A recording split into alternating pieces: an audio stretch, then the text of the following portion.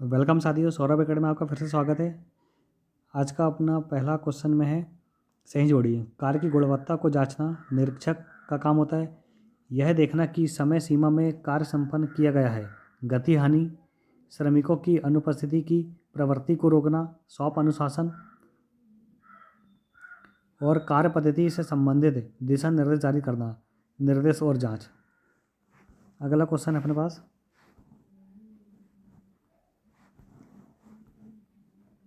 F.W. Taylor ने सैनिक जैसा फोरमैन किसे कहा है? आदेश की एकता, नियंत्रण का विस्तार, विधायन का अधिकार, विभाग।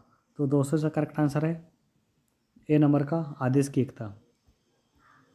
अगला क्वेश्चन है, निम्नलिखित में से कौन सी बाजार को विभाजित करने की पद्धति नहीं है? व्यवहारिक खंडीकरण, मनोवृत्ति परक खंडीकरण, सामाजिक वातावरण, ग्राहक खंडीकरण। तो दोस्तों से करेक्ट आंसर है डी नंबर का, ग्राहक खंडीकरण। अगला क्वेश्चन है, संगठन के प्रत्येक व्यक्ति को पहले से पता होना चाहिए कि उसे क्या काम पूरा करना है। यह कथन उद्देश्य द्वारा प्रबंध के किस सोपान से संबंध है? संगठन के प्रयोजन तथा उद्देश्यों का निर्धारण, मुख्य परिणाम क्षेत्र, अधीनस्थों के उद्देश्यों का निर्धारण, मूल्यांकन। तो दोस्तों से करेक्ट आंसर है सी नंबर का, अधीनस्थों के उद्देश्यों का निर्धारण। अगला क्वेश्चन है, उद्देश्यों द्वारा प्रबंध के संबंध में निम्नलिखित में से कौन सा एक कथन सही नहीं है? यदि लक्ष्य निर्धारित करने में प्रबंधक तथा कर्मचारियों की अधिक सहभागिता होगी तो लक्ष्यों को पूरा करने की संभावना अधिक होगी। बी है, योजनाओं को कार्यान्वित करने की स्वतंत्रता उद्देश्यों द्वारा प्रबंध की सफलता के लिए एक आवश्यक तत्व है। उद्देश्यों द्वारा प्रबंध की सफलता के लिए व्यक्तिगत लक्ष्य निर्धारण आवश्यक नहीं है। उद्देश्यों द्वारा प्रबंध की सफलता के लिए उच्च स्तर पर लक्ष्य निर्धारण एक आवश्यक तत्व है। तो दोस्तों से करेक्ट आंसर है बी नंबर का, योजनाओं को कार्यान्वित करने की स्वतंत्रता उद्देश्य द्वारा प्रबंध की सफलता के लिए एक आवश्यक तत्व है। अगला क्वेश्चन है, जॉब मूल्यांकन की वह कौन सी पद्धति है जिसके अंतर्गत बहुत से पूर्ति योग्य घटकों की पहचान की जाती है तथा फिर उनमें से प्रत्येक घटक कहाँ तक जॉब में विद्यमान है यह निश्चित किया जाता है? जॉब वर्गीकरण, अंक निर्धारण, घटक तुलना, जॉब श्रेणीकरण। तो दोस्तों से करेक्ट आंसर है सी नंबर का, घटक तुलना। अगला क्वेश्चन है, जॉब के श्रेणीकरण की पद्धति के संदर्भ में निम्नलिखित सोपानों पर विचार कीजिए। जॉब सूचना प्राप्त करना, जॉब का श्रेणीकरण करना, जॉबों का चयन, पूर्ति योग्य घटकों का चयन, श्रेणियों को संयोजित करना।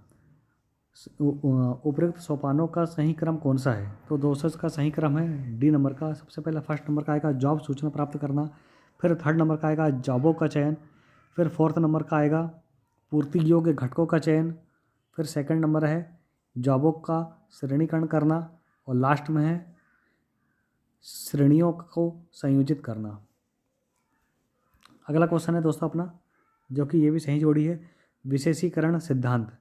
एक जटिल कार्य का अनुविभाजन, विभागीकरण, पर्यवेक्षित अधीनस्थों की संख्या, प्रबंध का विस्तार, क्रियाओं के समूहीकरण की आकृति, आदेश की श्रृंखला, एक संगठन में रिपोर्ट करने की योजना। अगला क्वेश्चन है, मानक लागत निर्धारण प्रणाली के अंतर्गत उपयोग की जाने वाली वह कौन सी पद्धति है जो मानक लागतों तथा वास्तविक लागतों में अंतर के कारणों का विश्लेषण करती है? सामग्री बिल, प्रगति रिपोर्ट, प्रसरण विश्लेषण, लागत विवरण। तो दोस्तों से करेक्ट आंसर है सी नंबर का, प्रसरण विश्लेषण। अगला क्वेश्चन अपने पास, समन्वय संबंधित निम्नलिखित कथनों पर विचार कीजिए। समन्वय सहयोग देने वाले बहुत से व्यक्तियों द्वारा स्वेच्छा से उत्पन्न नहीं हो सकता। इसका अधिकतम भाग एक संगठन के लोगों की स्वैच्छिक अभिवृत्तियों का परिणाम होता है। समन्वय सहयोग के विचार से कहीं अधिक समावेशी संबंध है। करिश्माई नेता समन्वय को महत्व नहीं देते। तो दोस्तों का करेक्ट आंसर है बी नंबर का, 1 और 3। समन्वय सहयोग देने वाले बहुत से व्यक्तियों द्वारा स्वेच्छा से उत्पन्न नहीं हो सकता। और उसके बाद थर्ड नंबर है, समन्वय सहयोग के विचार से कहीं अधिक समावेशी संबंध है। अगला क्वेश्चन अपने पास, निम्नलिखित में से कौन सा एक संगठन के मूल्यों, आकांक्षाओं तथा अस्तित्व के कारणों की सर्वोत्तम व्याख्या करता है? दिव्य दर्शन, ध्येय, उद्देश्य, लक्ष्य। तो दोस्तों इसका करेक्ट आंसर है सी नंबर का उद्देश्य। अगला क्वेश्चन अपने पास, ब्लेक तथा मूटन के प्रबंधकीय ग्रिड में बिंदु 1.9 क्या कहलाता है? आसक्त प्रबंध, देहाती क्लब प्रबंध, मध्य मार्गी प्रबंध, टीम प्रबंध। तो दोस्तों से करेक्ट आंसर बी नंबर का देहाती क्लब प्रबंध। अगला क्वेश्चन है, एक प्रभावी निदेशन अधीनस्थों से बिना उनकी आवश्यकता संतुष्टि पर प्रतिकूल प्रभाव डाले काम पूरा कराने का प्रयत्न करता है। निदेशन के इस सिद्धांत को कहते हैं अधिकतम व्यक्तिगत योगदान का सिद्धांत, उद्देश्यों में सामंजस्यता का सिद्धांत, निदेशन की कार्यकुशलता का सिद्धांत, सत्तावादी निदेशन का सिद्धांत। तो दोस्तों का करेक्ट आंसर है सी नंबर का निदेशन की कार्यकुशलता का सिद्धांत।